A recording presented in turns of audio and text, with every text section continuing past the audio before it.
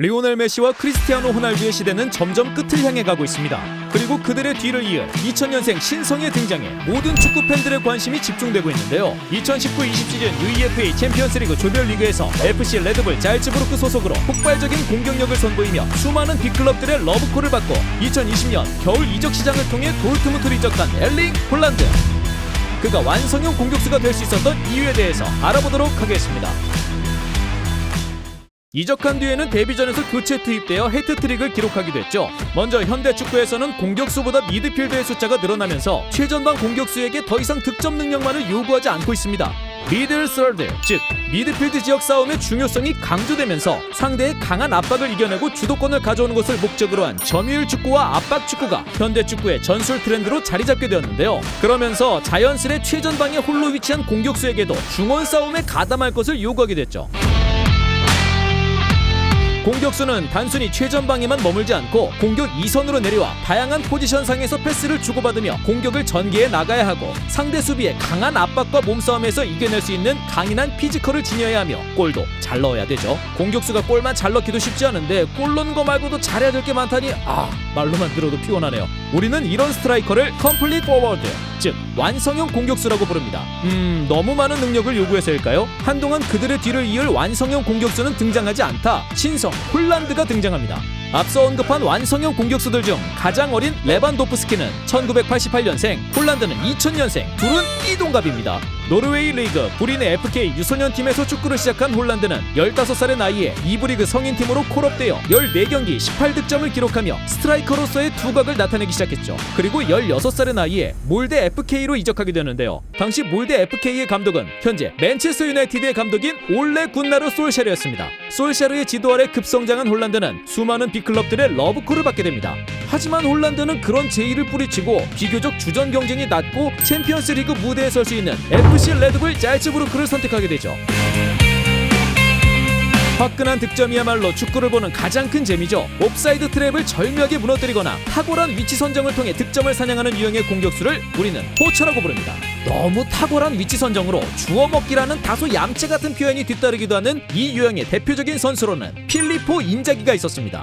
포처는 단순히 주워먹는다는 표현 때문에 우습게 볼 수 있지만 매우 어려운 유형의 공격수입니다. 상대 수비와 동료의 움직임, 패스 등 경기장에서 일어나는 모든 동작에 영리하게 반응하며 수비수들 사이에 빈 공간이나 옵사이드 트랩을 뚫고 들어가는 침투 능력과 탁월한 골 결정력까지 뒤따라야 하는데요.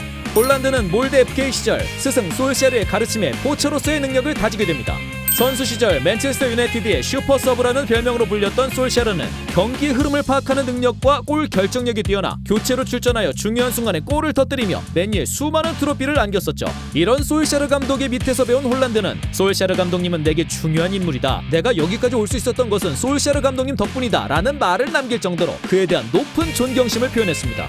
공격수가 골문 앞에서 망설이게 되면 득점 찬스를 쉽게 놓쳐버리게 되죠. 하지만 홀란드는 솔샤르의 지도 아래 골문 앞에서 전혀 망설이지 않고 대부분의 슈팅을 논스톱으로 처리하거나 강력한 슈팅으로 마무리 짓는 골 사냥꾼 포처로 성장하게 됩니다.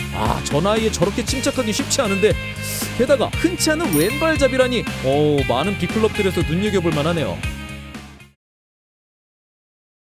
그뿐만 아니라 홀란드는 194cm, 87kg이라는 뛰어난 피지컬을 바탕으로 상대 수비와의 몸싸움에서 전혀 밀리지 않고 골문 앞에서 직접 득점을 노리거나 더 좋은 위치에 있는 동료에게 연결하는 모습을 통해 타겟형 포워드로서의 능력 또한 인정받았습니다. 최근 대표적인 타겟형 포워드로는 페르난드 요렌테, 올리비에 지루 등이 있죠.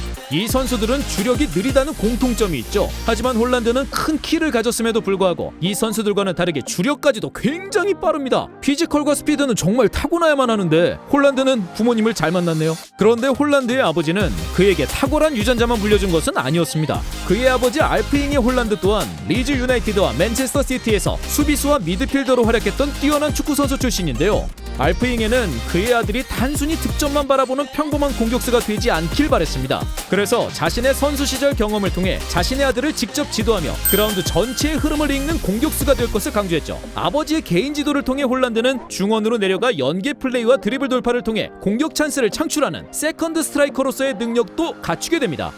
앙투안 그리즈만, 파울로 디발라, 로베르토 피르미노 등이 바로 이런 세컨드 스트라이커죠. 홀란드는 나는 아버지와 항상 축구에 대해 많은 이야기를 했다. 그는 내게 롤모델이다 라고 말하며 그가 훌륭한 축구 선수로 성장할 수 있었던 것은 아버지 덕분이라고 하였습니다. 포처, 타겟형 포워드, 세컨드 스트라이커 등 스트라이커의 모든 유형을 소화할 수 있는 현대 축구에서 흔치 않은 완성형 공격수 홀란드.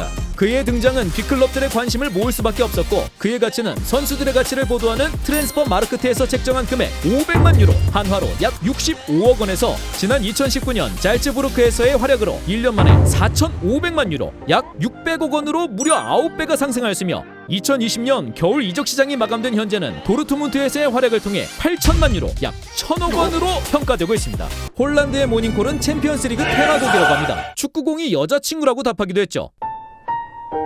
어린 나이에 많은 주목을 받게 되면 쉽게 자만하고 나태해지는 경우가 많습니다. 하지만 홀란드는 어린 나이임에도 불구하고 매우 프로페셔널한 마인드를 지니고 있으며 끝없이 노력하는 자세를 갖추고 있는데요. 하지만 본인은 정작 아직 갈 길이 멀다고 하네요. 이런 겸손함까지 갖춘 홀란드에게 메시와 호날두의 뒤를 이을 세계적인 선수가 될 것이라는 기대감은 당연한 거겠죠. 매 시즌 성장하고 있는 홀란드의 앞날이 더욱 기대가 되네요. 이상 터치비였습니다.